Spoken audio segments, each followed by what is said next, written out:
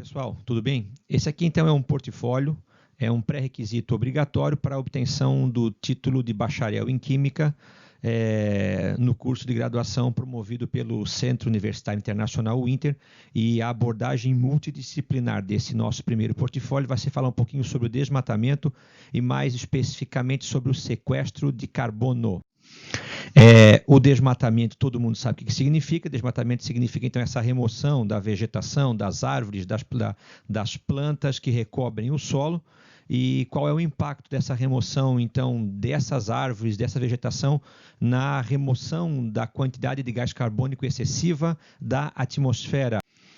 A gente teve que escolher o nosso município, no qual a gente vive, para falar sobre desmatamento na nossa localidade. Mas como ficou um pouco restrito demais, e Itajaí é uma cidade litorânea e tem como uma vegetação inicial já bem desgastada da Mata Atlântica, eu optei por comentar um pouco sobre o desmatamento na Mata Atlântica. Mas a história de Itajaí ela tem uma relação direta com a extração da madeira. O primeiro branco, tirando para os povos indígenas que já habitavam no nosso litoral catarinense, foi João Dias de Arzão, que solicitou ao governo português uma sesmaria para que pudesse vir para a nossa localidade para tentar fazer a extração de ouro e outras pedras preciosas. Ele não teve sucesso no encontro do ouro, mas teve um grande sucesso na exploração da madeira. Ou seja, a colonização inicial no município de Itajaí se deve, então, a uma tentativa de localização de ouro e metais ou pedras preciosas. Na impossibilidade de encontrar por tal recurso, houve uma exploração maciça da madeira. Então, o desmatamento está intimamente associada à história do início da colonização pelo homem branco no município de Itajaí. Antônio Menezes Vasconcelos de Drummond, que era contratador dos reais cortes de madeira, então solicitou para ele então a fundação de uma colônia nas terras de Itajaí. Então, a história de Itajaí está intimamente relacionada com o desmatamento e com a extração sem controle nenhum da madeira. Hoje em dia o município não tem mais nada, ou tem uma quantidade muito pequena, porque a Mata Atlântica das formações de vegetação é a mais atingida, porque ela recobre praticamente o litoral brasileiro, que foi o início da nossa colonização. Eu tenho aqui então a localização de Itajaí. Deixa eu só pegar um negocinho aqui. Só um minutinho. Então, eu tenho aqui a localização de Itajaí, é um município que fica no norte, no nordeste, né? Fica no litoral norte catarinense.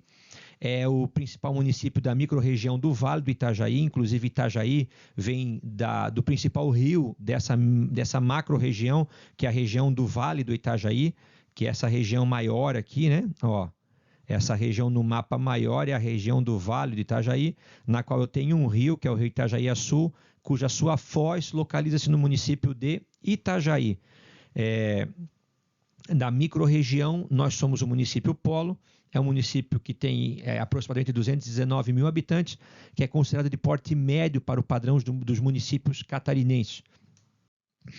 Como vê o mapa antigo, né? Esse mapa, obviamente, a Mata Atlântica não se encontra nessa situação.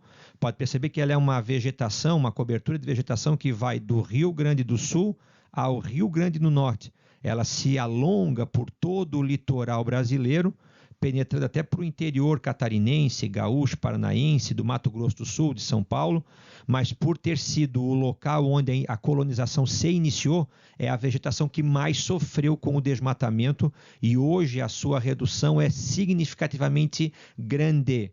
É a mata, é a vegetação que mais impacto sofreu, especialmente pela extração da madeira, para plantações em menor quantidade, mas para a ocupação humana, onde estão localizadas as maiores cidades do Brasil, justamente emaranhadas dentro da Mata Atlântica. E o que é o sequestro de carbono? Daqui, ó. O que é o sequestro? A atmosfera ela apresenta grandes quantidades de gás carbônico, de dióxido de carbono. e menores quantidades de monóxido de carbono. O dióxido de carbono e os outros gases fazem parte de um efeito natural chamado efeito estufa, que é uma retenção do calor que irradia do solo e da água para manter a Terra com aquecimento. Se não tivesse efeito estufa, a Terra seria extremamente fria, o que não pode agravar o efeito estufa com o aumento indiscriminado da emissão de poluentes, especialmente do gás carbônico. O que a planta faz com esse gás carbônico, especialmente a planta que está em crescimento, em desenvolvimento? A planta produz glicose, C6H12O6. E a sua estrutura, que é de celulose, é também um polímero da glicose, C6H12O6, e bota um Nzinho aqui embaixo. Ou seja, a estrutura da planta e a glicose, que é obtida a partir da fotossíntese, são moléculas orgânicas ricas em carbono. A planta, para obter esse carbono, ela extrai diretamente da atmosfera, na qual, no processo de fotossíntese, o dióxido de carbono é combinado com a água e eu tenho a formação da molécula de glicose e a liberação para a atmosfera de gás oxigênio O2. Ou seja, a planta ela absorve grandes quantidades de dióxido de carbono para o seu metabolismo e para o seu crescimento e, em troca, libera grandes quantidades ou volumes de oxigênio novamente para a atmosfera.